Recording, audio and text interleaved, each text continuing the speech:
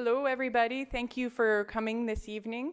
I'm really happy to have you all here to see an excellent presentation by my good friend and very talented photographer and erstwhile professor at Lafayette College and trusted resource here at Nurture Nature Center on so many levels, here to show another aspect of what he does. We've had David speak here before on hydrology issues and flooding issues and climate issues and all sorts of interesting things, but now we're getting to see his creative and artistic side as well. And I think it's going to be a really special treat. And I'm really thankful that the weather cooperated for us tonight. Thank you for no weather. I asked what I should introduce him, and he said something short. And I joked that I would say he's a swell guy. But I'm going to turn it over to him so we can watch his presentation tonight and enjoy the show. All right, thank you, Rachel.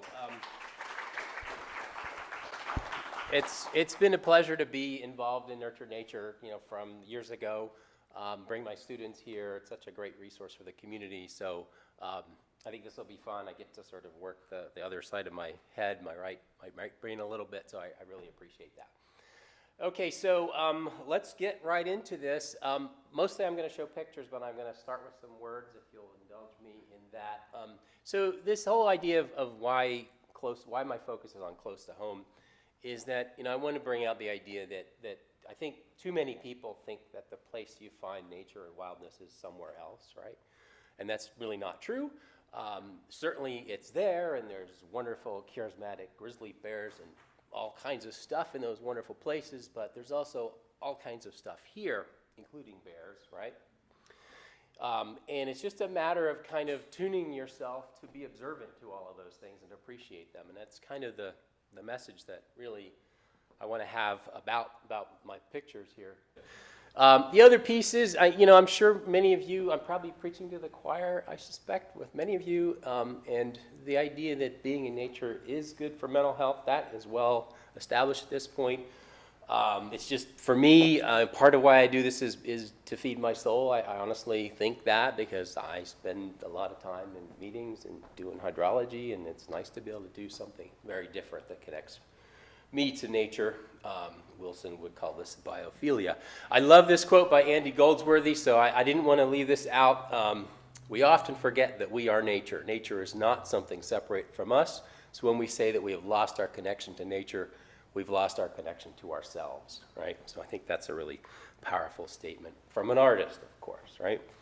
So the angels are out there. It's up to us to find them, right? And there are a couple of angels in these pictures up here. You might notice that big stone one on the right, but there's a little one up there, and there's a little one over there. That hummingbird sits on top of our barn roof back there and stares at the duck and then stares around at the yard and wonders when the flowers are gonna bloom. And the other thing is to be able to appreciative of subtle beauty. This is a little song sparrow. They're dirt common. They're brown, little LBJs, little brown jobs. But that's a beautiful bird sitting there on that, November goldenrod. I mean, look at the colors, the subtle shades of gray, purple almost. Here's another picture of a song sparrow sitting on a cattail. Again, sort of it fits that setting. There's an element of beauty there that I think all of us should appreciate. All right, so local, what's that mean to me? I mean, pretty specifically, I'm a map guy, hydrologist, so we gotta have maps and circles and topography, right? So I currently live here. Back a few years ago, Kate and I moved from up here on College Hill, so my circles have moved south. So if you live here, of course, your circles include wonderful places like Jacobsburg State Park and Merrill Creek, and mine don't. But the reality is, it's not as if I never am willing to cross the circle, right? Because there's Merrill Creek up there. So, but notice that most of my dots, which are the places I'm going to show you pictures of and the places I often go to, are sort of focused along the river. And so the river is a big part of sort of my way I think about our area. So therefore, the Delaware River Valley as our focus area. I do want to point out, though, this is a celebration of diversity in our area, and I'm going to show you a lot of pretty pictures, but I also want to make this point. I think it'd be disingenuous if I didn't point out that a lot has changed around here. This is a picture of Forks Township In 1971, it looks to me like a place where there would be lots of meadowlarks and bobolinks, and these are birds. I'm mostly a bird guy. I apologize for that in advance. Bluebirds, maybe, although bluebirds were less common back in the 70s. Kestrels and butterflies and who knows what, living out in this landscape of mostly farms and fields with a stream there. And this is what it looks like today, the exact same image area. So it's changed a lot. Landscapes do change, and that's part of life, I suppose. There are some positive things to point out, and that is that there's still a ribbon of woods along the Bushkill Creek here, and there's actually a few places like here where there is a little patch of woods where there wasn't before, right? But you can imagine that a lot of things that used to live there can't really live there anymore, and maybe there's other things like starlings and ring-billed gulls and whatever else would thrive in this habitat. So the things have changed tremendously. The point being that the things that we have left, we really have to steward, in my mind. These are little patches of what's left, right? And then we've got other issues like blob-like monsters taking over American forests, right? All this happening at the same time, right? These are all very recent headlines from different venues. Sorry, too many buttons on this thing, Rachel. Barberry is a problem in our woods. You might have noticed if you try to walk through the understory, it's pretty hard on your pants, and you get prickers and ticks and deer and all that, and knotweed. And then there's the bugs. We've heard a lot about these two bugs lately, right? So our landscape is changing. There's all this stuff invading. We have to look pretty hard to find the little bits of beauty that are left in some places. But let's do that. I will point out, though, that I'm going to go outside the circle because there's some really amazing things. But I'm going to stay in this red line here, right? The Delaware River Basin, right? So I'm going to be pretty good about staying in there. If you want to find pink lady slippers, the soils around here aren't right, and I think you have to go north, right? But you can go north to the Poconos and find them fairly readily. So that's what you have to do. And I like pink lady slippers, so that's what I do. And sometimes the boys come along too. So that's sort of the layout. This isn't about the exposure triangle and f-stops and all that. But so I'm just going to say these few things about nature photography. It's about being patient and learning. And this is why the local makes so much sense. It's about putting yourself in the right place with the right light. And if you know your subject and you know your area, you can really do that. It does require some other, at times, I do quite a bit of this, like getting down low in the mud and sitting for long periods of time when it's not very comfortable. Going out early and late because that's when the light is best, and that's also often when the wildlife is more active, and so that's a good time to be out. All of which means that there's a bullet that I forgot, which should say, like, you need a spouse that's willing to go along with all this stuff, and kids. Luck is always part of what seems to help. Equipment, I don't have much to say about that, except that you can spend as much money as you want, but I don't think you need to. You can get really nice pictures without spending a pile of money, and I'll show you one example of that. Okay, so what about that luck thing? So there's a place down here called Scott Park at the confluence of the Lehigh River and the Delaware. Gulls hang out there in the wintertime because they go to the landfills and have a fun time up there, and then they come down to the river and clean off, and you can actually see that that's what they're doing, and then they hang out for a while, and then they all leave.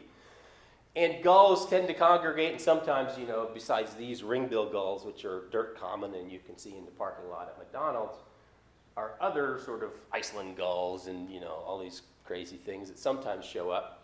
But it's a fun place to go and take pictures of birds in flight, which is kind of a challenging thing, so I do that from time to time. Here's another shot of gulls at the Forks. It's backlit, so it's a little bit more dramatic looking.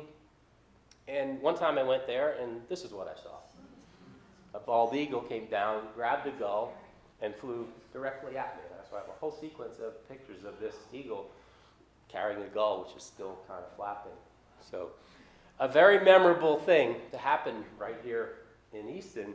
Was it luck? Yeah, to some extent, but I went there a lot, and so I improved my chances a lot, right? So being out there is a big part of the luck. Okay, so I organized a bunch of pictures by season in sort of the natural history way of things. So here we're going to start with spring, and these are, of course, shad boats on the Delaware right here in Easton. Spring starts in February if you're a cardinal, because that's when they start singing that whistle song that you hear. It's always right around Owen's birthday, so that's a nice reminder for us. And this was taken sitting in the blind at Marathon Preserve, which is only a mile from where we live, so it's really lucky that we can do that. Skunk cabbage comes up in February, late February, and often there's still snow on the ground when it does, and so you get these nice kind of dioramas of the stuff coming out of the ground, and it knows its time has come, but there's still snow and it's still cold. This picture actually I took on a cell phone. A nice thing about a cell phone is you can put it down on the ground without getting on the ground, right, and snap a few pictures. So there are a few cell phone pictures in the collection I'm going to show you. This bird shows up in late February too, and this is a really unhappy little bird on this particular day. This is a killdeer. It's a plover that nests in grassy areas, sometimes on gravel roads. But they show up very early, and sometimes they probably pay the price because they tend to hang out. I've seen them when we get a late snow sitting right along the edge of the road. And so they're tough, though. Hopefully most of those make it. A robin. We all love robins in the spring, right? And so here's a shot of a robin. I saw this flock of robins hopping around in the grass, so I laid down in the grass with them. Because I think kind of the thing I like about photography is kind of getting like in the level of the bird and its habitat and kind of getting that feel. And it's always neat when the thing is looking at you, it's engaged with you, right? So robin.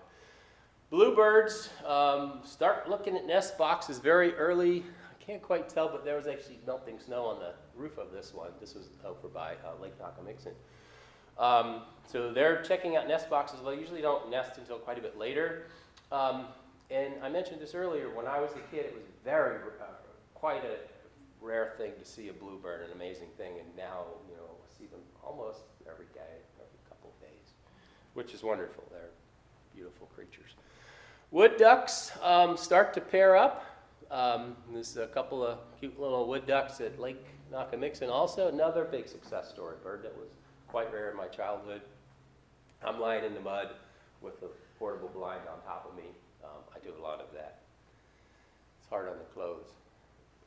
Here's another. I have lots and lots of wood duck pictures. Another shot of a pair of wood ducks. This one is at the Giving Pond, which is part of the Delaware Canal Park. It's a little bit south of where we live. In the spring, all these ducks come back pretty early before the songbirds get here. So I spent some time trying to get duck pictures. This is a ringneck duck. It's sitting there preening in early morning situations, kind of a foggy day. Again, lying in the mud, probably with I can't feel my toes at this point. Different kind of a look. This is a merganser. It's another duck that's pretty common on our reservoirs, and it actually breeds around here. Red-winged blackbirds come back, and they just sing and sing and don't stop for several months and squabble. And this one, they like cattail marshy areas. This one's sitting on a cattail. And so we're starting to get closer to April here. So I'm going to show you a series of pictures of what are known as spring ephemerals. These are flowers that pop up before the leaves come out in the trees, and so they have sun for a short period of time. They bloom and they die back, and they're really important for early insects. So one of the ones we always look for first is hepatica. It grows in some of the more undisturbed spots locally. There's some right up along the Bushkill Creek in a place called Binney Woods, which is like the bank of trees that's near some of the Crayola plants there. Beautiful little purple flower. This is bloodroot. Again, very patchy around here. There's some on the slopes of Bushkill Creek. There's some right near the cemetery in Easton, but only a very few. The deer are really hard on these guys. So I can imagine maybe 100 years ago, those slopes would have been covered probably with bloodroot at one time. But there are some left, and they're just as beautiful as they've ever been. Dutchman's breeches, I love these things. They're just such an exquisite shape, and I can lay around and photograph them for hours, honestly. They're very close to our house. The slopes, especially from Regalsville south, there are slopes that are just covered, actually near Robsville as well. It's just beautiful. Here's a couple of other shots of Dutchman's breeches. That one on the left was with a macro lens to try to get a little bit closer and more, faded out background. But these are a lot of fun. These are trout lily, named for the leaves. You see the spots here, so that looks a lot like the back of a brook trout. There's actually two forms, which is just one of these things, if you start taking pictures, you notice that some look this way and some look that way. They're the ones, I forget the names, but this dark chestnut color, and some are yellow, and both of them are around here. Maybe it may have to do with soil chemistry or something, I'm not sure. But again, there are places where there's sort of large drifts of the leaves, but only a few seem to bloom. But a few spots, there's a spot up the Bushkill. It was on that ribbon of wood that I showed you earlier, so it's near Forks Township, where there's a whole nice patch of this that always has a lot of beautiful, I think the one on the left was from there, a lot of large flowers. Really cool stuff. And you see on the right, there's the bee there. There's, I don't know how many kinds of bees, and I don't know my bees, but it's a bee, I can tell you that. Lots of native bees. So here's, this was a revelation to us just this year, as we put in a pussy willow a couple years ago, I guess. And when they bloom, it's just absolutely surrounded with bees. They just love it. And you can see they're just, all the, they're just covered with pollen. So it was a lot of fun to get in there in the bush with the bees and snap some pictures. It's just amazing activity around these things. And that lasts for, I don't know, about a week or so, and then it's over. Yeah? Sorry, is that a native cuisine? Yeah, they are native to the area.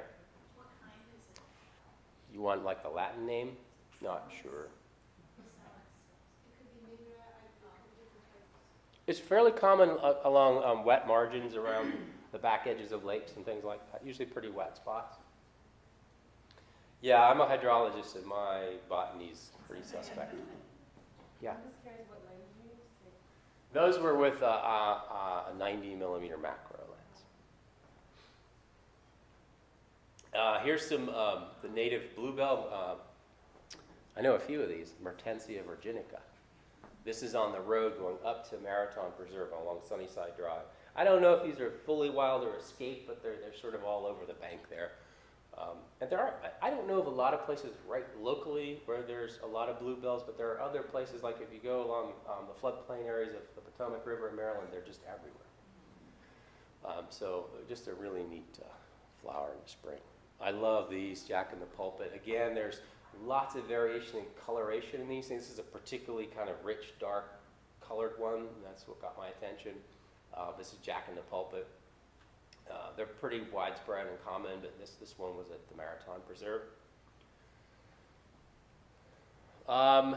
In the spring, you start to see on warm days these particular types of butterflies are called anglewings. They're ones that overwinter as adults. They'll get back in a little nook in the bark or something like that. This is an eastern comma.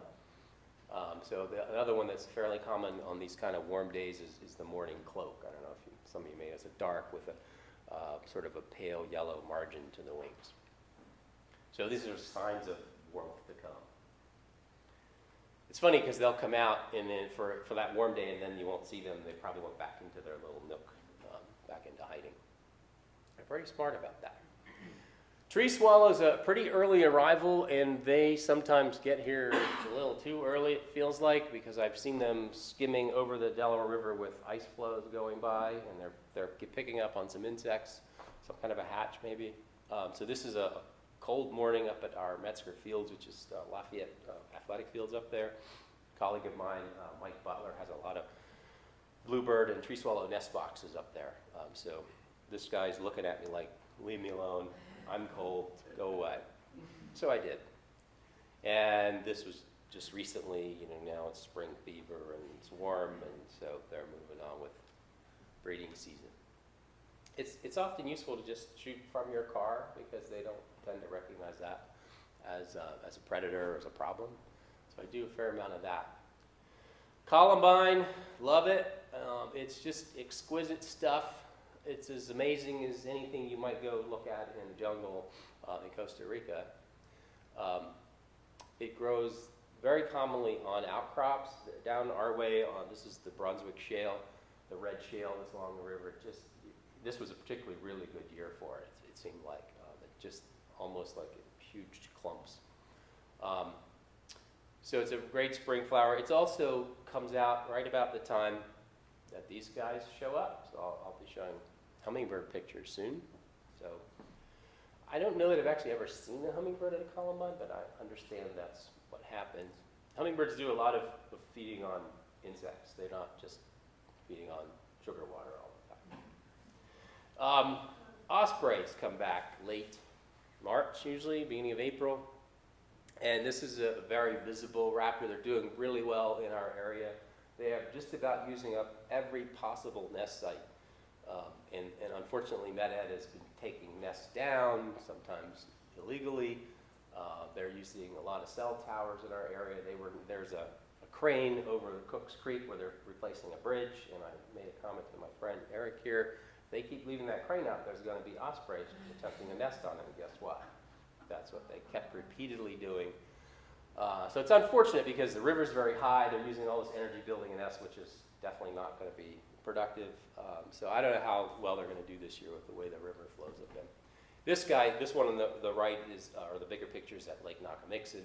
I always seem to just miss when they hit the water. So that's still on my bucket list. So a lot of nests in our area, really, really a great story. This is one that was attempting to nest on a telephone pole south of Regalsville, right on 611. And so it kept bringing stuff, at very low.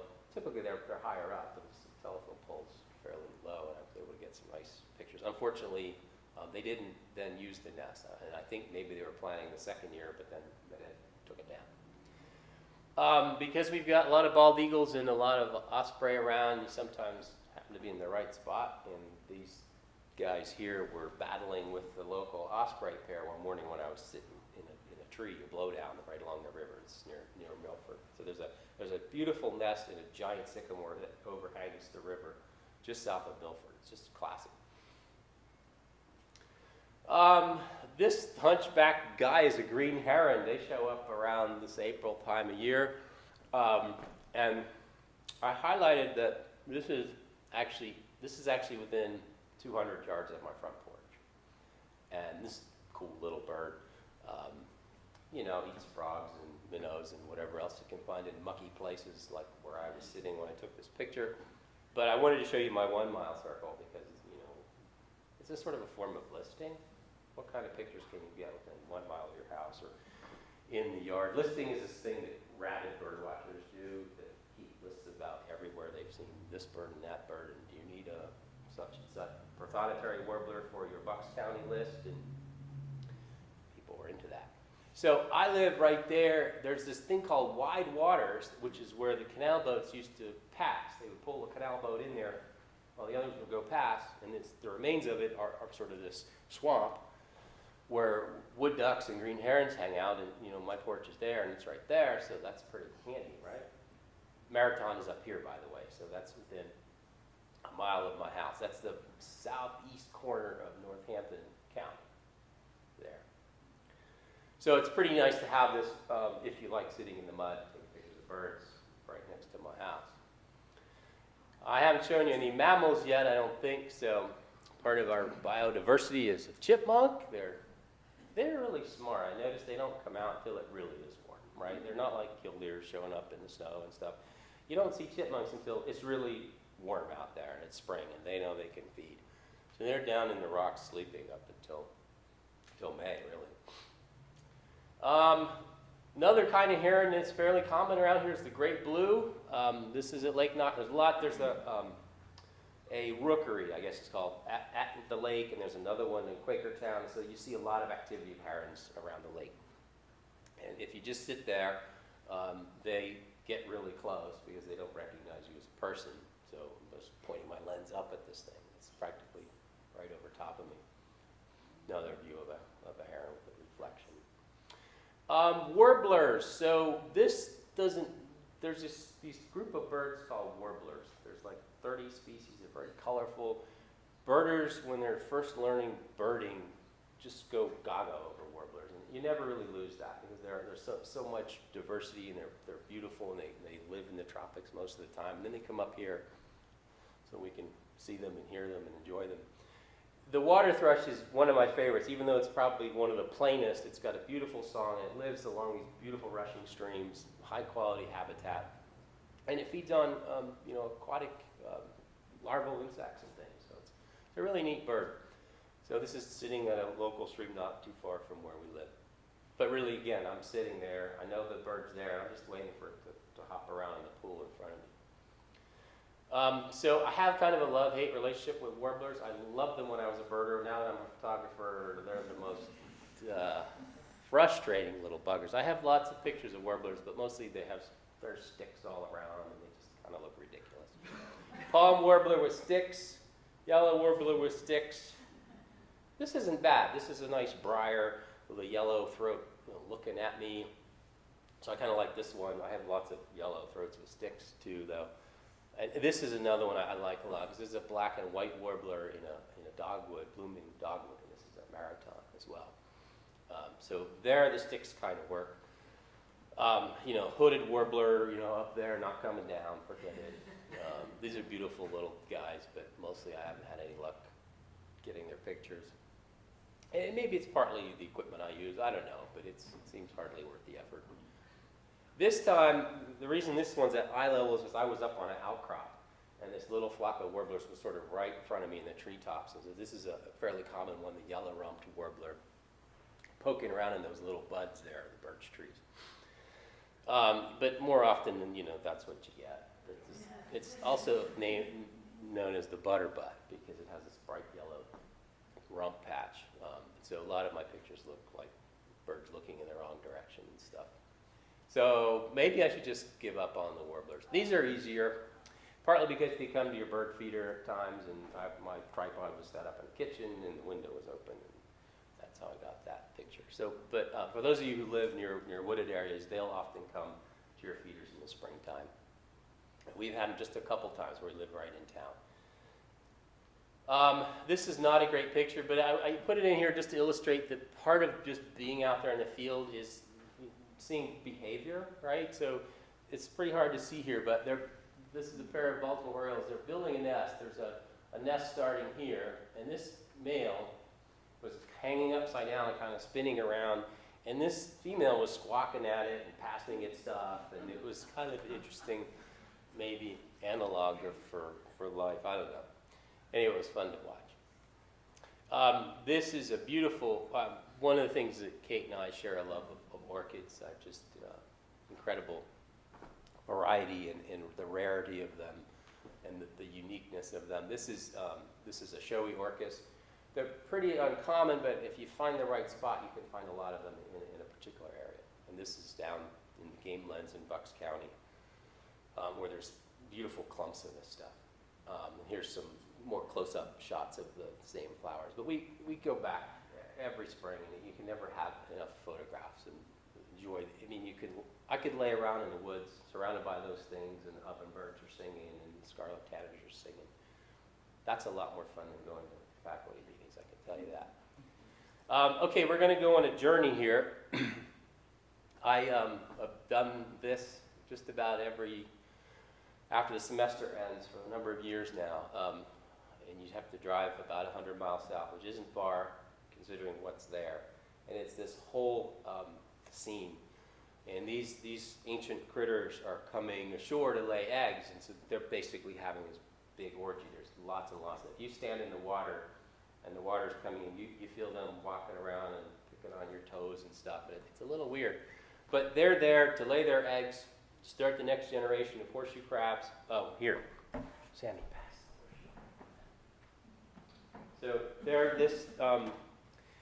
They figured out evolution. They're 400 million years old if you look at the fossil record. So that means there was something like that probably even before that. Maybe because they're not very tasty to humans, they got that figured out. But because of all these crabs, there are thousands and thousands of shorebirds that show up to eat those little eggs, full of protein, which kind of fatten them up for the next part of their long journey. These shorebirds are very long distance migrants. Some of them, I'll show you some pictures of ones that go all the way to the tip of South America and then go all the way to the Arctic. So they need a lot of energy for those kind of flights. I have some videos, but I don't know how if people get bored. So if we have time at the end, I'll show you some videos because stills don't do justice to this scene, right? There's these swirling flocks. There's the sound of gulls and birds. And the shoreline, and it's just amazing. So these are semi-pollinated sandpipers. The one in the front there is a ruddy turnstone. So there's all these flocks of quite a variety of different species, but there's a couple in particular. So in this picture, I took this just this week. The two main species you see, these rufous-breasted ones are the red knot, which is a threatened species that really declined a lot in the last couple decades. And these other ones, very sort of harlequin, brightly patterned ones, are the ruddy turnstones. They're some of the most common ones, the larger ones, and very striking, both of them. So here they are, a little group of them, and the one on the right there you can see poking in the sand. So they're all running around the sand, poking around, looking for these little green horseshoe crab eggs. And there's a couple of ruddy turnstones there as well. And there's flocks and flocks of these things flying around, and sometimes you'll notice that they're almost all going like left to right, which is north. So some of them are leaving, depending on what time of year you're there, and these things are just rocketing past. I mean, they're very streamlined. These things fly tens of thousands of miles every year, and it's amazing how they put on a tremendous amount of fat and weight. They really puff up like fat little guys, and then they're ready to go. But they're very difficult to photograph because they're so fast. And there's always other cool things. When you go down there to Delaware Bay, and this is shots that I hadn't been able to get until just this year. There's just a couple of black skimmer shots that I took lying in the mud, of course. And they were just coming right by on the beach. It was wonderful. The only thing that I would love to do this at sunset, but the sun went behind a giant bank of clouds, so I wasn't able to do that. But still, these are shots that I've been wanting to get for a long time. We're about to the end of spring, which is good because, yeah, I need to move along, right? Luna moth. Who doesn't like a Luna moth? This is just a magical creature. The first hatch is around the end of May, and then there's another hatch later. But these are just fantastic creatures. Okay, on to summer. Foggy morning at Milford. We have a lot of plantings in our yard, and it's fun to photograph there. This is one of those bees that I don't know the species. On butterfly milkweed, which is absolute pollinator magnet. Again, this is using a macro lens. Beginning of June is when the shad bush or the June berries put on berries, and this was right outside my office window for a couple of years, and so I would hear them, and then I would know it's time to bring the camera in and open the window. But there's lots of these planted down by the forks of the Delaware, and I'm sure there's lots of waxwings down there at this first week. Usually it's right around the first week of June. Bluebirds have occasionally nested in our yard, which is pretty convenient for me. Barn swallow. What's summer without barn swallows, right? Sitting on a wire, as they often do. Bobolink. Has anybody ever heard of bobolink? They have the coolest, I don't know how they make, it's like I don't know how wood thrushes do what they do, and I don't know how bobolinks do what they do. It's magic. But they have this very liquidy, strange sounding, bubbly thing, and it's pretty loud, and so you get one sitting on a perch like that, it's really neat. Where was that? Where did you see That was down near Frenchtown, that one.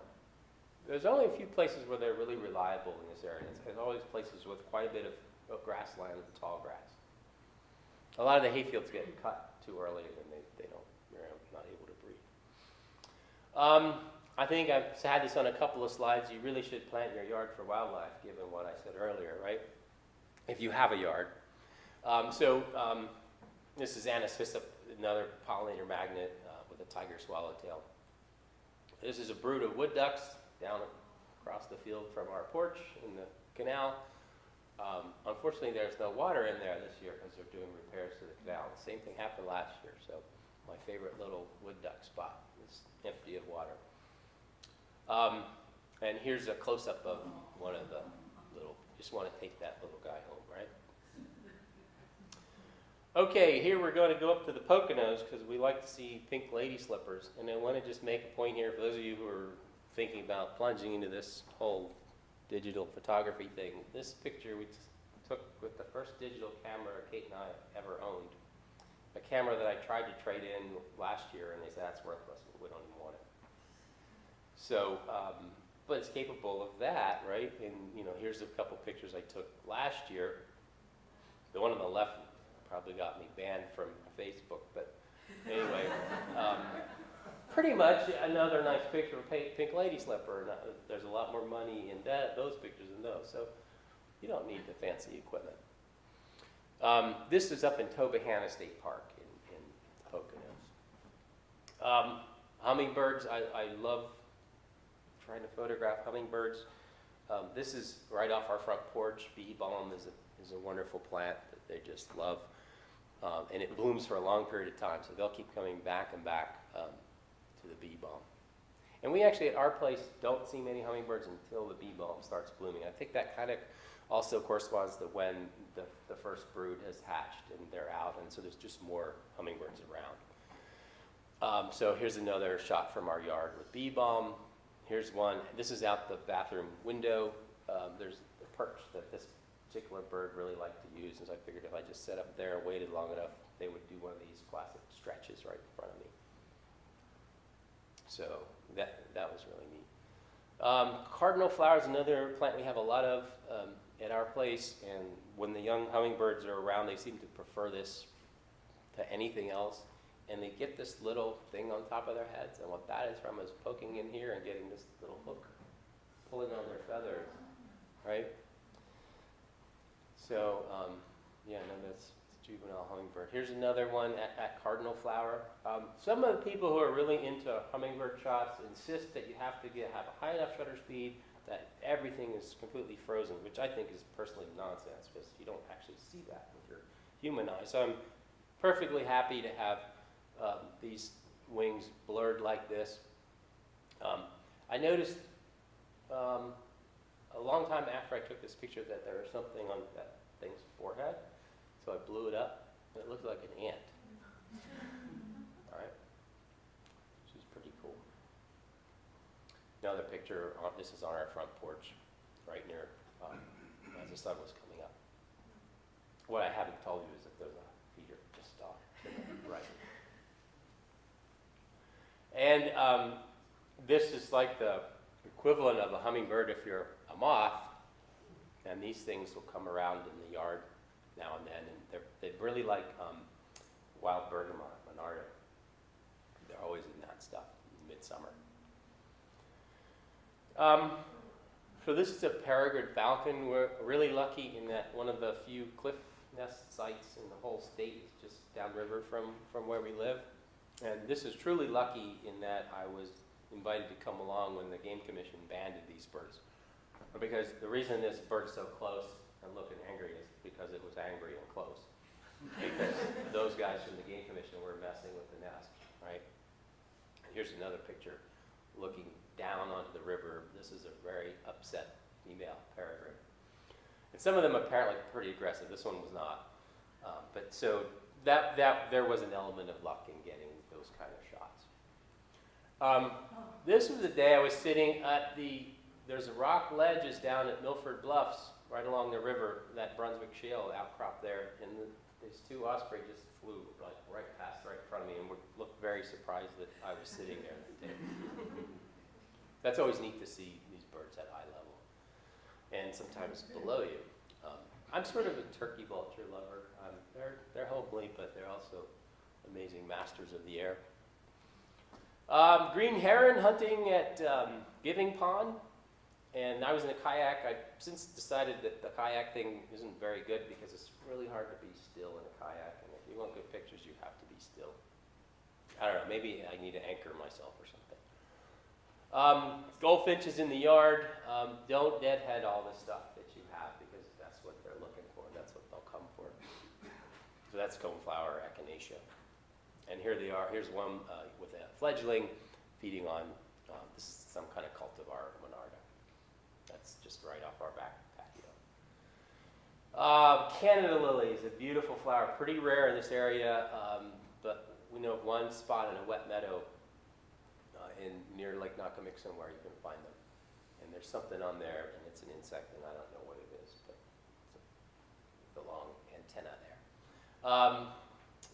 Summertime for me is a time to get out and do butterfly photography. This is a fritillary on swamp milkweed. And here's the picture of that wild bergamot with 3 different pollinators all around that one blossom. There's a little bee, a bigger bee, and a tiger swallowtail. This is in our yard, obviously a monarch at swamp milkweed, one of our favorite plants. And here she is laying eggs. And here is the result, crawling around our milkweed. We actually did, it's really hard to find, we found, very hard to find their chrysalises. They hide them in all kinds of places. But one time there was one underneath one of our folding chairs. And so we actually found that one. Yeah, here's a giant spider like the one in The Lord of the Rings. No, it's just a garden spider.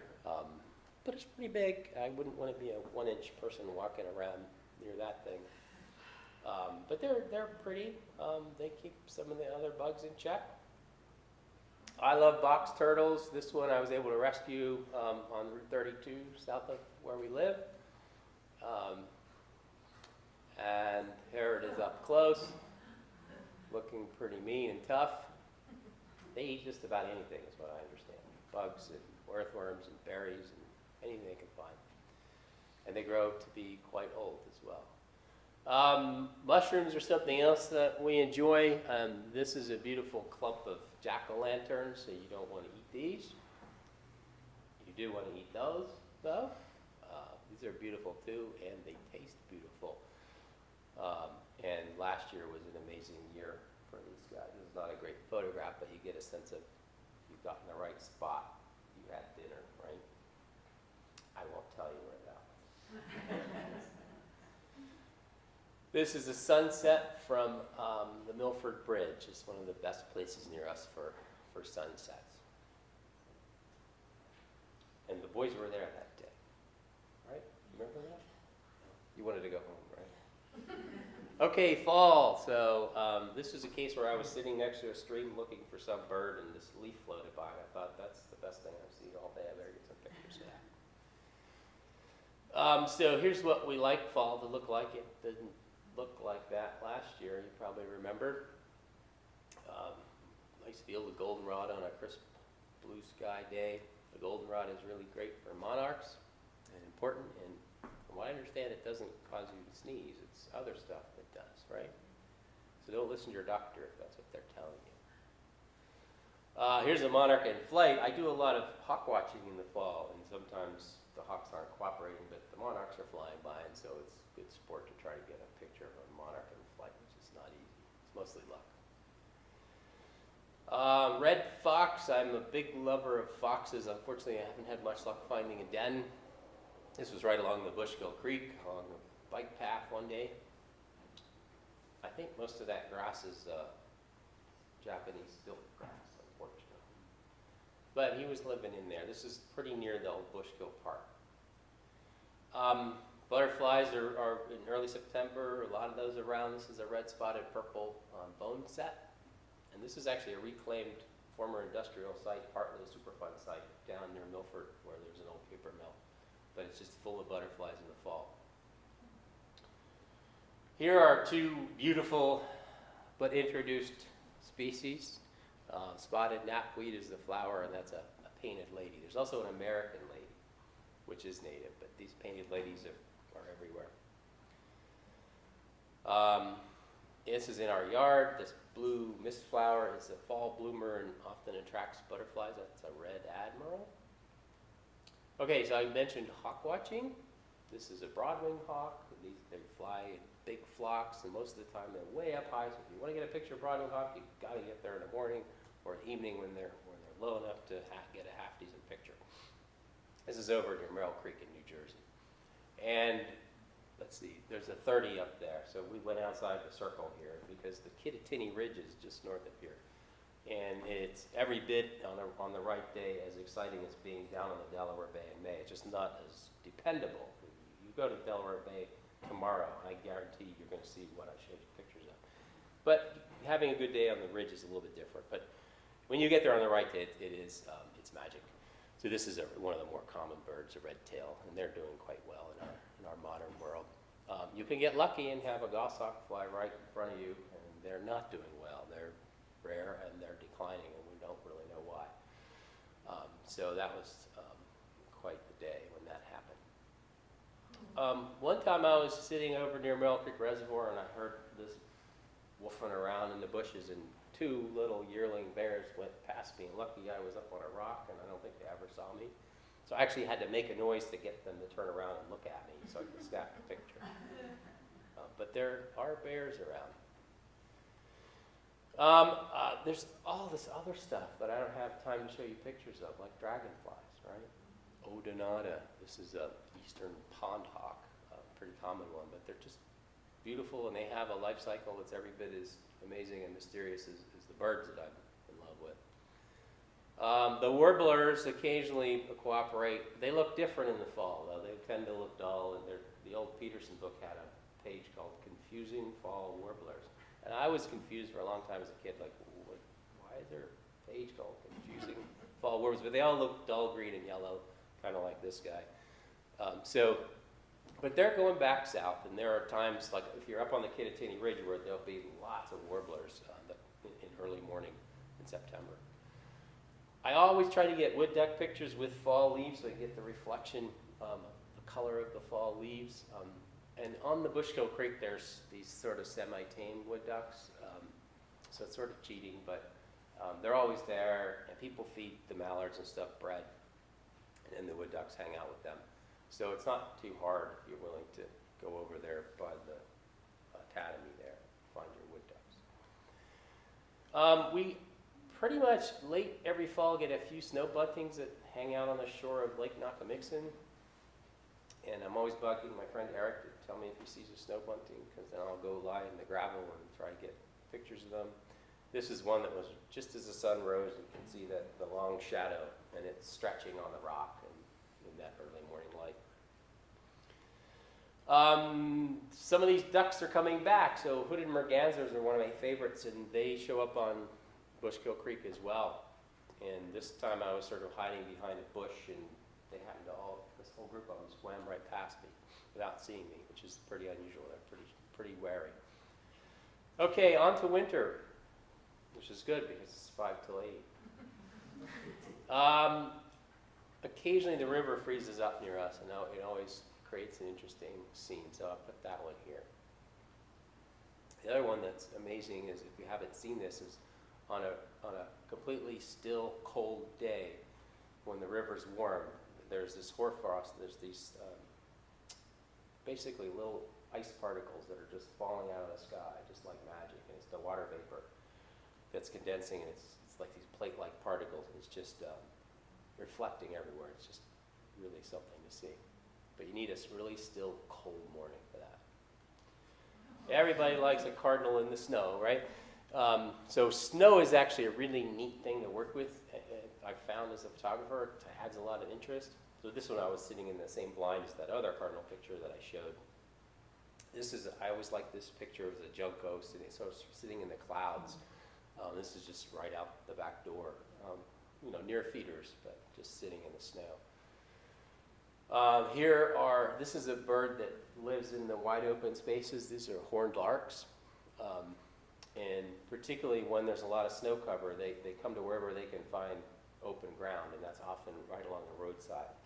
So if you see them, flock of them doing this, if you're willing to lie in the snow and be cold, you can get down to their level like that. Here's a raptor, a northern harrier with snow. This one was up at Merrill Creek.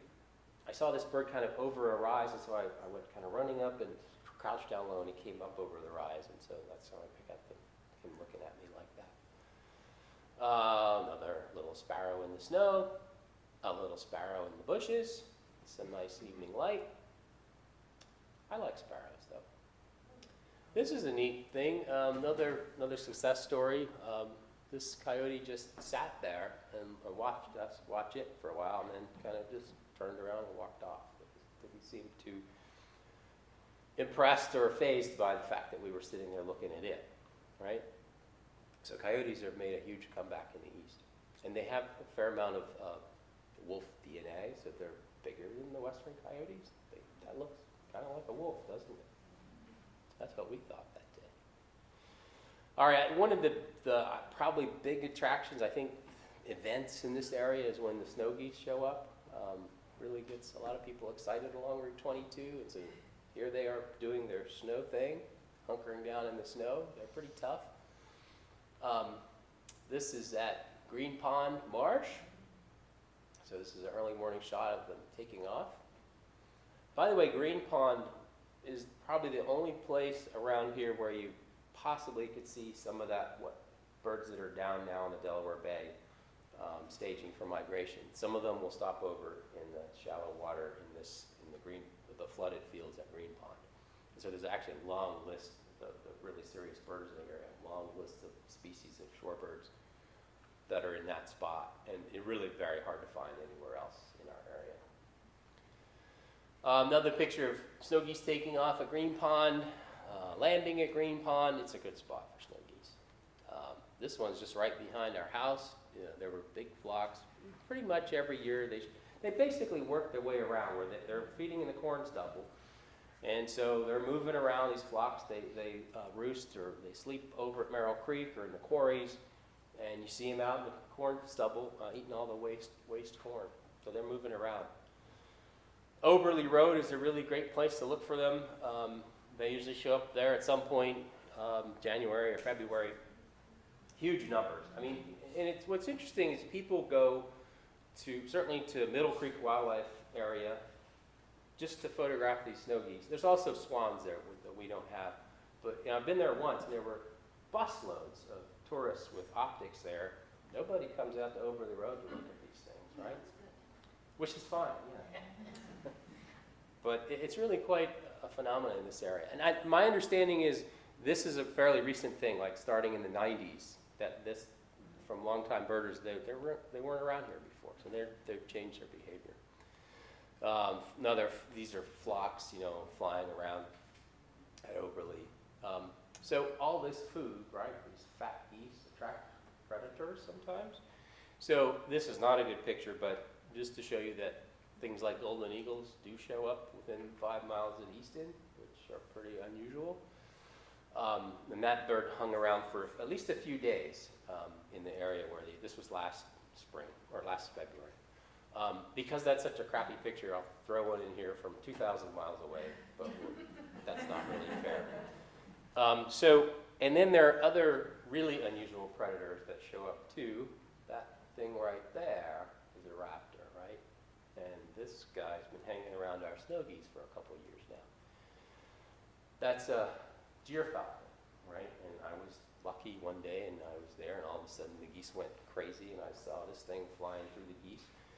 And this is the largest falcon in the world, and they basically don't come here very often, but when they see all these geese, this guy in particular seems to have made a living out of hanging around the geese the last couple of years. And I've seen it both the last two winters. Okay, we're getting close to the end. I love these little guys, hooded mergansers.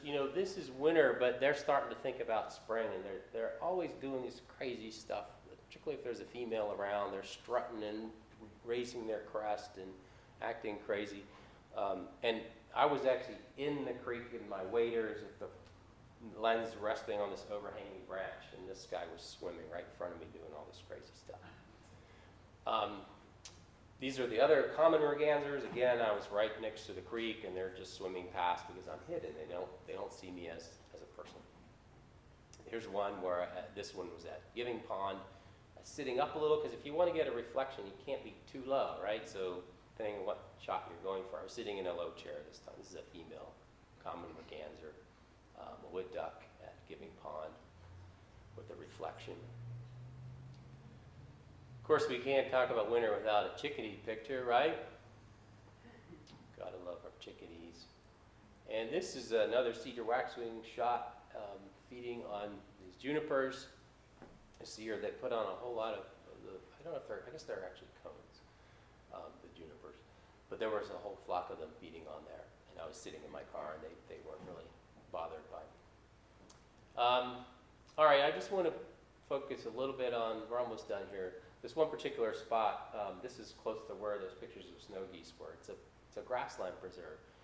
And so it's kind of an oddity because grasslands don't really belong here. I mean, this is a biome of deciduous forest, but it's sort of a very unique natural area in our area, and I love it. Actually, there's a giant cell tower just off to the left and the right. I cut that off for the illusion of grand nature here. So it's a great place in winter for harriers. They tend to show up in the evening and then leave and disperse and hunt somewhere else. This is an evening shot of a female harrier. There were lots of male harriers around this past year. They're also known as gray ghosts because they're the beautiful gray patterned look.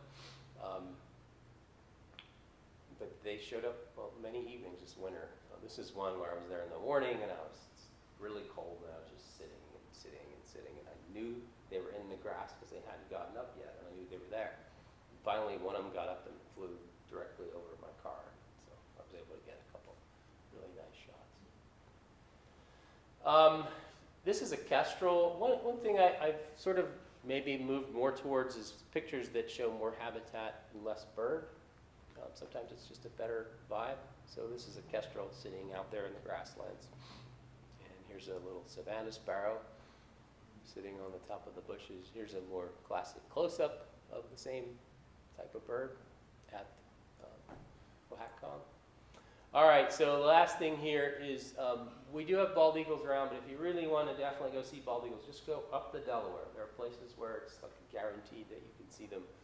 The upper Delaware, there's a couple of reservoirs up there.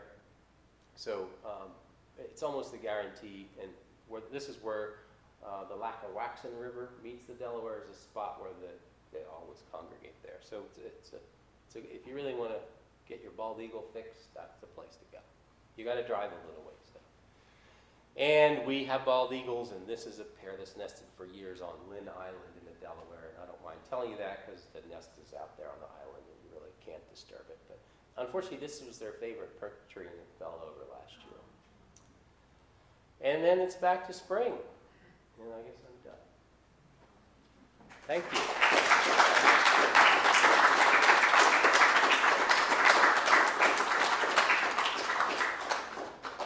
I don't know if anybody has questions. I'd be happy to try to answer them. Cohaston grassland, is that over near Alpha? Yeah. Basically, people call it alpha grasslands. Yeah. Oberly Road is on one side of it, and there's open ag fields on one side, and then there's just grassland on the west side. Yeah. It's a really neat spot. Rachel. Are there any guesses why the behavior of the snow geese and their patterns have changed? Anything habitat-wise, or why the 90s? I'm not wholly sure, but I think this area has moved more toward grain, and where maybe it was more, if you look at that old picture, it looked more like pasture a little bit more. I think it's more intensive corn in large areas, and that's probably what attracts them. They're always in the corn stubble. So I think there has been a shift in the ag practices. That's probably part of that. But my understanding is it wasn't until like the 90s when we started seeing snow geese in the valley regularly in the wintertime. Joe. What shutter speed do you use for birds in flight? High. I try to be at like 1/2000. 1,000? Yeah. Sometimes more. Depends on light, of course. Sometimes a little bit less. I mean, if it's a great blue heron, you can get away with less. But, you know, for a hawk flying by or something like that, 1/2000. What camera gear do you use? I have Canon stuff. It's not top end, but it's sort of mid-range. Yep, a lot of lenses. So that's where you lose a lot of money. If you buy the top end lenses, it's like buying a car, right? So we don't do that. I have for the longest lens I have is a Tamron 150 to 600. And it's not bad.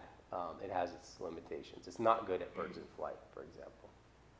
It's not, the focus isn't fast enough. But for shorebirds or something that's just sitting there, it's really good. I mean, it's f6.3, so it's not a very bright lens.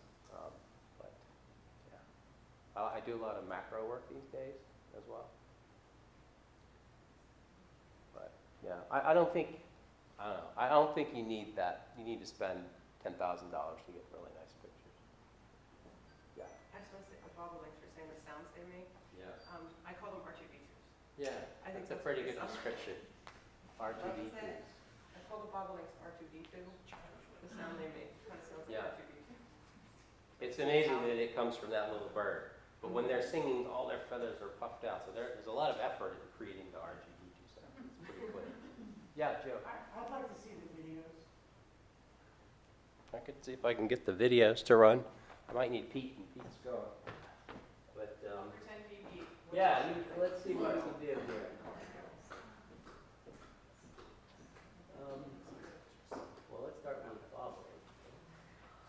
It looks like it's sideways on the screen, which you might all have to lean this way.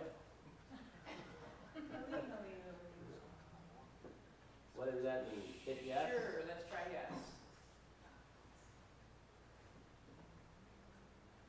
Oh, we need like volume. That's really important. Volume will matter. We can do volume.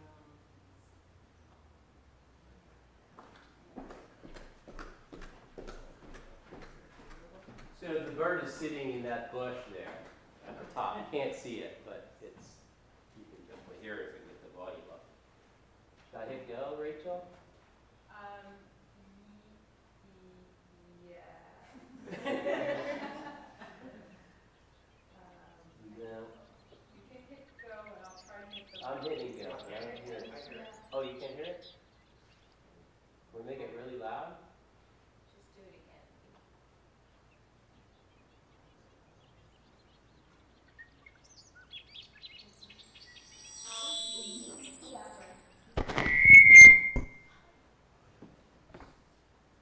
Should I try it again, or is it in everybody's ears? I think you're okay. Is that reverb from this mic? Yes, sorry. The shorebird thing is less about sound and more about sight. So this should work.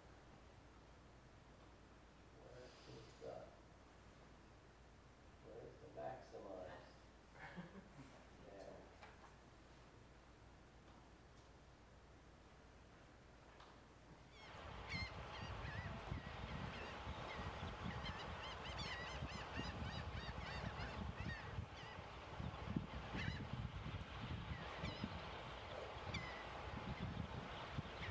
There's just this constant motion.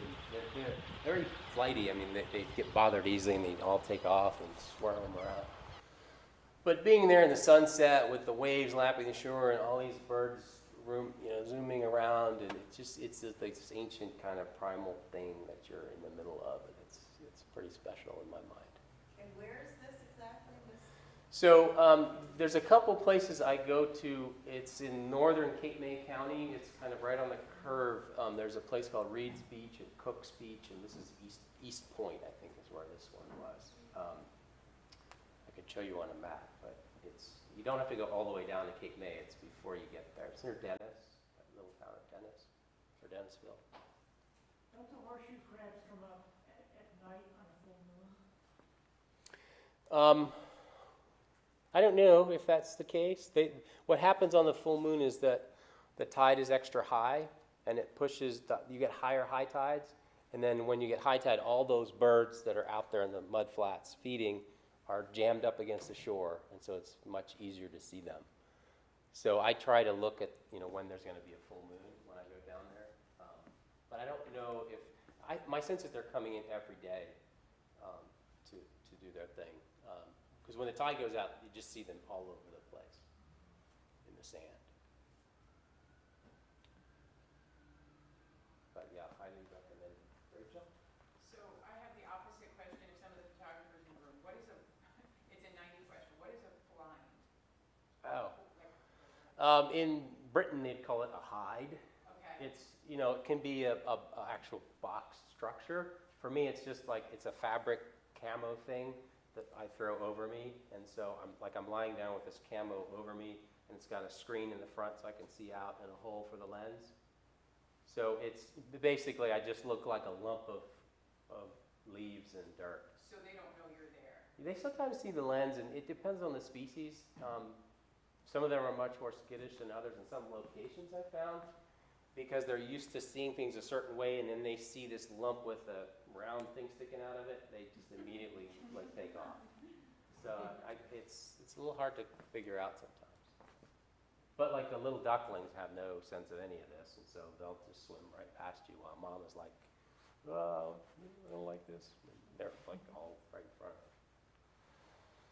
So. Any questions? Great, thank you very much. Oh, yeah, you're very welcome. Flickr's down today, but I have a Flickr, so you can go there and see other pictures. I guess I got